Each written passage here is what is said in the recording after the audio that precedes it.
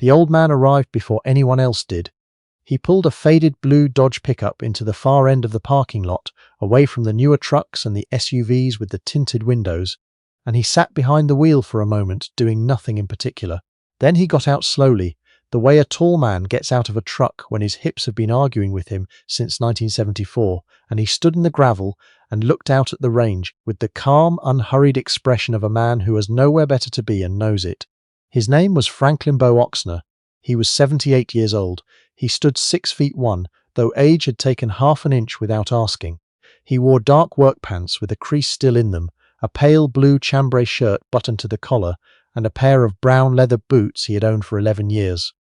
On his head was a grey ball cap with the words 82nd Airborne stitched across the front in thread, so bleached by sun it was barely readable. He carried a canvas duffel bag over one shoulder, old enough that the strap had been replaced twice. He had driven 90 minutes from the small house outside Fayetteville, North Carolina, where he had lived alone since his wife died in 2019.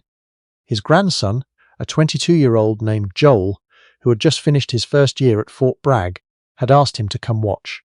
He'd said he wanted his grandfather's opinion on the instruction.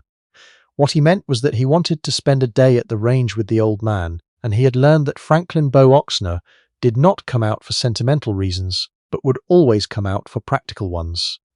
What neither of them knew, walking into the training center that morning, was that the man running the class had already formed a complete and final opinion about them both.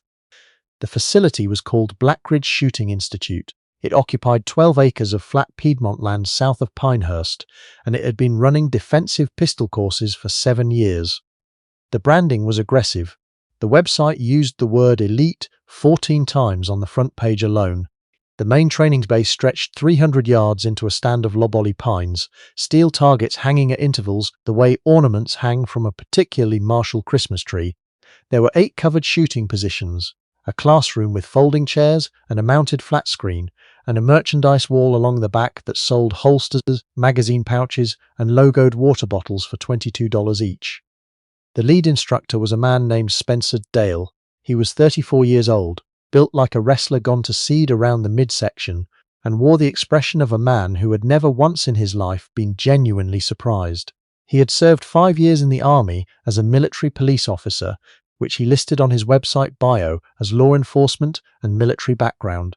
He had been running pistol courses for 4 years and had built a modest following through a YouTube channel called Gunfighter Science, where he posted slow-motion footage of his own shooting paired with long captions about what the civilian defense community was getting wrong. He had a gift for identifying things other people were getting wrong. Spencer Dale also had a specific theory about revolvers. He had built a portion of his brand around this theory. He had made 3 videos about it. The core of the theory was simple. The revolver, as a defensive firearm, was a relic. It was slow to reload. It was limited in capacity. It was a comfort weapon for people who refused to engage with the present. He said these things with the authority of a man presenting peer-reviewed research, and his audience responded to them, and so he said them more. What Spencer Dale did not know on that Saturday morning in the Blackridge parking lot was that the old man in the grey 82nd Airborne cap had once been a warrant officer in a unit whose name he would have recognized immediately had anyone told him. Nobody told him. Nobody ever told Franklin Beau Ochsner's stories except Franklin Beau Ochsner, and he did not tell them. Inside the classroom, Dale opened with the history of the defensive handgun. It was a capable presentation. He knew the material. He moved from Colt to Smith & Wesson to the modern polymer frame with the ease of a man who had given the talk 100 times, which he had. He was almost finished when he walked to the supply table along the wall and picked up, with theatrical emphasis, an old blue steel Smith & Wesson Model 19 revolver in a leather holster. He held it the way a prosecutor holds an exhibit. "This," he said, "is what your grandfather carried, and God bless your grandfather. But this is also why your grandfather would lose a gunfight in 2026. He set it on the table with a flat thud. 6 rounds, slow reload, no light rail, no optic cut. You want to know what I see when a student shows up to my class with a wheel gun?" He paused for effect. "I see someone who has prioritized nostalgia over survival." A few students laughed. One nodded enthusiastically. Joel, sitting in the second row, felt his jaw go tight. He turned and looked at his grandfather in the last row of chairs. Franklin Beau Ochsner had his arms folded across his chest and his eyes on the instructor with no particular expression on his face. He looked the way a man looks when he is watching a road for weather he has already decided is coming. Joel started to raise his hand. His grandfather caught his eye and gave him one small, sideways shake of the head. Not yet. Joel lowered his hand. Dale moved on. He talked about capacity, about split times, about the way a cylinder gap bleeds pressure and costs velocity. He cited numbers that were accurate. He cited conclusions that were selective. He used the phrase combat reality 4 times in 10 minutes, and each time he used it, he stood a little straighter. Franklin Beau Ochsner listened to all of it. He was a patient man. He had been a patient man his entire adult life, which was a thing that had surprised people who knew him superficially, because he was also very large, very quiet, and had the particular stillness of someone who had, at various points, been genuinely dangerous. That combination made people assume he was slow. He was not slow. He was deliberate, which is a different thing entirely. His father had been a cattle rancher in Uvalde County, Texas, and had told him once that the loudest bull in the pasture is never the one you have to worry about. Dale walked the class through the morning fundamentals block. Grip, draw stroke, trigger mechanics. It was solid instruction. Franklin Beau would admit that to himself. The man knew his material. His platform of choice was a Glock 45 with a red dot optic and a compensator, and he could shoot it well. He demonstrated a 5-shot group at 15 yards that would have pleased any instructor in any era. During the break, Joel walked back to his grandfather, who was standing at the rear of the classroom bay drinking from a stainless steel thermos. Paw. Joel kept his voice low. He's talking about revolvers like they're toys. Franklin Beau took a slow drink of coffee. He looked out at the line of targets downrange. You brought your .357. I did. Are you going to say something? The old man considered the question for what felt to Joel like a very long time. A crow called from somewhere in the pines. The sun was burning the dew off the grass in thin white wisps. There's a kind of man, Franklin Beau said finally, who builds himself up by telling other men what their equipment can't do. You notice that kind of man, Joel, and you notice what he doesn't talk about. Joel waited. He doesn't talk about the man holding the equipment. Joel looked at his grandfather's grey cap, at the faded airborne crest, at the deep creases at the corners of his eyes. Were you good? He asked. It was the first time he had ever asked directly. Franklin Beau Ochsner smiled. It was a small smile, compressed, the kind that holds more than it shows. I was adequate, he said, for a long time. He did not say anything else. He screwed the cap back on the thermos. Across the bay, Spencer Dale was posing for a photograph with 3 students, his pistol in a competition grip for the camera, his expression calibrated to look like a man doing something extraordinary. The afternoon session moved to the range. Dale set up a qualification course at 25 yards, a timed string on an 8-inch steel disc. He shot it first, 6 rounds, 5 seconds, 5 hits, and 1 edge strike that rang the plate anyway. Solid shooting. He did not acknowledge the edge strike. Students shot in pairs. Most of them landed 3 or 4 hit outs of 6 at 25 yards, which is respectable for a defensive pistol class. One young woman shot 5 for 6 and received a round of applause that made her turn pink. A retired schoolteacher in his 60s hit the plate twice and took it in good stride. Joel hit 4 of 6 and walked back to his grandfather with his chin slightly elevated. Pull? Franklin Beau said. What? You're pulling left on the reset. 4 and 5. He touched his own trigger finger with his opposite hand at the first joint. You're letting it creep back out too far before you go again. Cost you 2 hits. Joel stared at him. How did you see that from here? I was watching. Dale had circulated to the back of the line during Joel's string and had overheard this exchange. He looked at the old man in the airborne cap with the expression of an instructor who has spotted a potential disruption to the learning environment. He walked over with his hands in his pockets, which was the posture he used when he wanted to look casual and in control simultaneously. You a coach? He asked Franklin Beau. No former Lee? Military some time ago. Dale nodded slowly, the nod of a man receiving information that does not change his opinion. He looked at the canvas duffel at the old man's feet. You shoot today? We've got a few open lanes if there's room. Sure. Dale gestured at the line with open-handed generosity. Go ahead and step up. What are you running? Franklin Beau Ochsner reached into the canvas duffel and lifted out a leather holster. Inside it was a Smith Wesson Model 27 .357 Magnum 6-inch barrel blued steel manufactured in 1961. The grips were original walnut, worn the color of old honey. He set it on the shooting bench with both hands. The silence that followed lasted about 4 seconds. Dale looked at the revolver. He looked at it the way a nutritionist looks at a slice of birthday cake someone has brought to the office. Huh, he said. He turned to the class, which had drifted closer with the faint instinct of people who sense that something is about to happen. Folks, he said, raising his voice just slightly, we have a teaching moment here. He gestured at the old revolver on the bench. This is a genuine 60s-era Smith Wesson .357. Beautiful piece, don't get me wrong, and this gentleman is going to show us the 25-yard course with it, which is going to be a great illustration of the capacity and reload speed limitations we talked about this morning. He said it pleasantly. He meant every word of it. Joel's hands had gone to fists at his sides. Franklin Beau Ochsner did not look at Dale. He picked up the revolver. He opened the cylinder with his left thumb, the way a man opens a book he has read 1,000 times. He checked the chambers, each one, then he closed it with a wrist roll that was completely fluid and wholly unconscious, the motion of 60 years of repetition. He stepped to the line. He set his feet.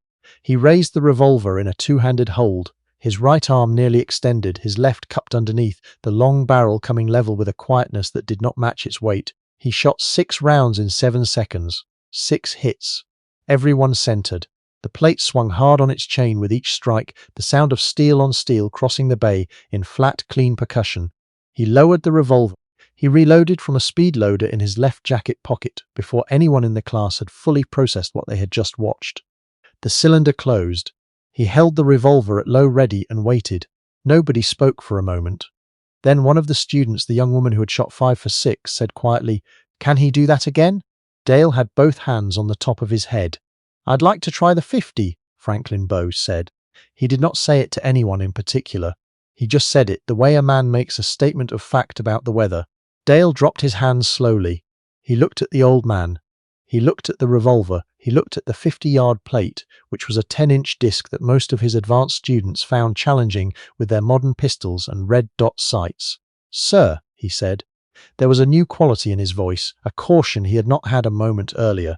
"That's a 6-inch barreled wheel gun with iron sights at 50 yards. That's—" He stopped. He recalibrated. "That's a difficult shot." "I know it is," Franklin Beau said.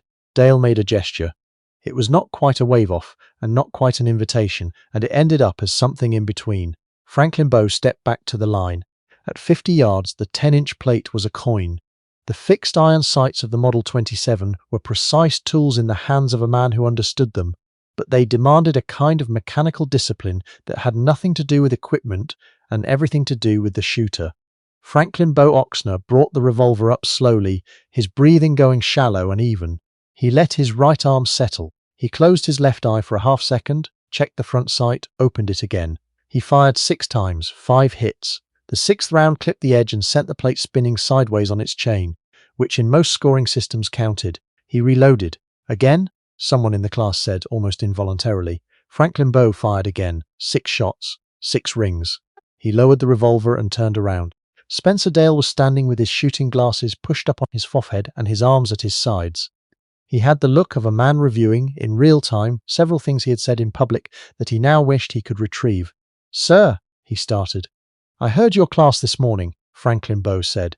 He was not unkind. He was not loud. He held the revolver, open at his side, cylinder visible. Most of it was good instruction. "You know what you're doing with a modern pistol. That part I won't argue with." Dale nodded once, slowly, "But you made it a point to tell 20 people that a man with a revolver is a man making a mistake." He paused. "You don't know that. You know what your equipment can do. That's not the same as knowing what all equipment can do in all hands." The class had gone perfectly still. Even the pine trees, it seemed, had stopped moving. Dale was quiet for a moment. Then he said, "With respect, sir, can I ask your background? Warrant officer, Army, retired 2001. What unit?" The old man was quiet for a beat. He looked at the horizon for a moment as though deciding something. "Delta," he said. That was all. Just the word. A student in the front row made a sound that was not quite a word. Dale blinked. He looked at the Model 27 in the old man's hand. He looked at the 50-yard plate, still swinging gently on its chain from the last string. He looked at the shot timer, clipped to his own belt, which had not been running, and which he now regretted deeply. "You were a shooter for the unit?" he asked. "I was," Franklin Beau said. 31 years ago, I was asked to demonstrate the qualification course for a congressional observer who didn't believe the unit's marksmanship standards were real. He paused. I shot it with this pistol. Same pistol. They believed him after that. Dale stood very still. I'm not telling you that to put you in your place, Franklin Beau said. I'm telling you so you understand the point I'm making. He looked out at the students, the young faces, the expensive gear, the earnest attention that had replaced the earlier comfortable confidence. There is no obsolete weapon in the hands of a man who has mastered it. That's the lesson. The caliber doesn't matter. The capacity doesn't matter. The platform doesn't matter. Not ultimately. What matters is the discipline between the ears of the man holding it, and that discipline has no expiration date. Dale stood with his hands at his sides and his mouth pressed shut, and his eyes doing something complicated. Then he did something that surprised everyone in the bay, including himself. He walked to the supply table. He picked up the old Model 19 that he had used as his exhibit that morning, his prop, his illustration of obsolescence. He carried it back to Franklin Beau Ochsner and held it out. Would you be willing to shoot that course with this one too? He asked. I want my students to see it. Franklin Beau looked at the revolver for a moment. He looked at Dale. You planning to film it? He asked. If you'll let me. The old man thought about it. For the class? Just for the class. Franklin Beau Ochsner took the Model 19, weighed it in his hand, opened the cylinder, examined the chambers, closed it. He stepped back to the 50-yard line. He shot the course again. All 6. The steel rang like a conversation in a language Dale had not known existed until that morning. When Franklin Beau stepped back from the line the second time, Spencer Dale began to clap. It was not the performance applause of a man managing a crowd. It was the involuntary applause of a man who has been changed by what he has seen and does not know what else to do with that feeling. 2 students joined immediately. Then 4 more. Then all of them. Franklin Beau held up one hand. Don't applaud the man, he said. Applaud the discipline. The man has to sleep and eat and make his mistakes like anybody else. The discipline is the thing worth honoring. They applauded the discipline. Spencer Dale spent the rest of that afternoon doing something he had not done in 4 years of running his own program. He asked questions. He stepped out from behind the instructor's podium and became for 6 hours a student. He asked Franklin Beau about grip pressure at distance. He asked about the relationship between sight radius and accuracy margin, and how a shorter sight radius changes a shooter's internal process. He asked about breath control in high-stress scenarios, and Franklin Beau answered each question with the economy of a man who had thought very carefully about these things for a very long time and knew which words mattered and which ones did not. Joel stood nearby and listened to all of it. He had grown up knowing that his grandfather was an old soldier. He had known the broad shape of it, the long career, the various assignments, the quiet medals in the box in the spare bedroom closet. He had not known the particulars, because Franklin Beau Ochsner did not offer particulars. You had to be in the right room at the right moment to catch them, and today Joel was in the right room. Near the end of the afternoon, a woman who ran Blackridge's administrative office came out to the bay with a clipboard. She was in her 50s, with reading glasses pushed up on her forehead. She had been listening from the doorway for the last 20 minutes. She stopped next to Dale. You know who that is? She said quietly. Dale shook his head. He was on my father's team, she said. She said it slowly, like a person unwrapping something fragile. My father was Sergeant Major Hicks, 3rd Special Forces. She paused. He talked about a warrant officer named Ochsner exactly twice in 40 years, said he was the finest pistol hand he ever worked alongside. Dale looked at the old man, standing at the 50-yard line with a borrowed revolver, talking quietly to Joel about trigger return. He did not speak for a moment. Why didn't anyone tell me? He said. The woman with the clipboard looked at him. He didn't come here to be known, she said. He came here for his grandson. There was no drama in how the day ended. The sun went behind the pines at around 5:30, and the air went from warm to cool fast, the way it does in the Carolina Piedmont in late October. Students packed their bags. A few of them shook Franklin Beau's hand. The young woman who had shot 5 for 6 asked him if he taught privately, and he said he did not, but that she should practice at 50 yards, at least twice a month, and not let anyone tell her she was too new for it. Joel drove his grandfather's truck home that evening, while the old man rode in the passenger seat with his eyes half closed and his hands loose in his lap. Papa, why do you still shoot? You've been retired 20 years. Franklin Beau was quiet for a long time. The highway unrolled ahead of them through the dark. A gas station went past, then a billboard for a church, then a quarter-mile of nothing. "Because the skill belongs to me," he said at last. "They gave me time and resources to build it, and I built it. And when I walked out the gate in 2001, I took it with me. It's mine. I don't stop tending a thing just because I'm not being paid to anymore." He paused. "Besides," he said, and there was something in his voice that Joel had never quite heard before, something that might have been humor and might have been grief and was probably both. "I promised the men who can't shoot anymore that I'd keep shooting for them." Joel did not ask who he meant.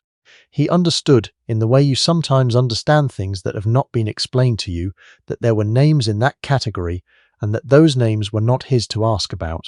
He drove. The dark went by on both sides. In Blackridge's Bay, Spencer Dale stayed until the lights clicked on automatically. He rewound the video on his phone and watched it again. Franklin Beau Ochsner at the 50-yard line with a 60-year-old revolver, 6 shots, 6 rings, the sound carrying across the bay like something from another time. He watched it 4 times. Then he started writing. He wrote for nearly an hour in the notes app on his phone because he did not have paper, sitting in the empty classroom with the chairs still turned toward the board where his own slides were still displayed. He wrote about what he had been wrong about and how he had been wrong about it, and what the difference was between teaching what you know and pretending to know everything. He wrote about the old man in the grey airborne cap, who had not said a word until he had decided to, and about how every word he had said had been worth the waiting. He published it the next morning. He did not name Franklin Beau Ochsner. He asked first by phone, and the old man had said pleasantly that he preferred not. Dale honoured that, but the story travelled anyway, the way true stories travel on its own weight through people who know how to recognise something real when they read it. Within a week, the post had been shared by 3 different veterans organisations. Within a month, 2 other instructors in the region had quietly reached out to Dale to ask about revising their curriculum language on legacy platforms. And in a small house outside Fayetteville, North Carolina, Franklin Beau Ochsner sat on his back porch on a Sunday morning with his coffee and his stainless thermos, working the stiffness out of his left hip with a slow patience he had long since made peace with. The Model 27 was in the safe in the bedroom, cleaned and oiled and resting on a square of green, felt he had cut from an old range bag in 1989. He did not know about the article. He had not checked the internet. He was watching a red-tailed hawk work the updraft over the tree line at the end of his property, the bird barely moving its wings, staying aloft on something invisible. Staying aloft because it knew how, because it had been practicing since before anything on the ground below it was born. He watched the hawk for a long time. Then he finished his coffee, went inside, and started his day.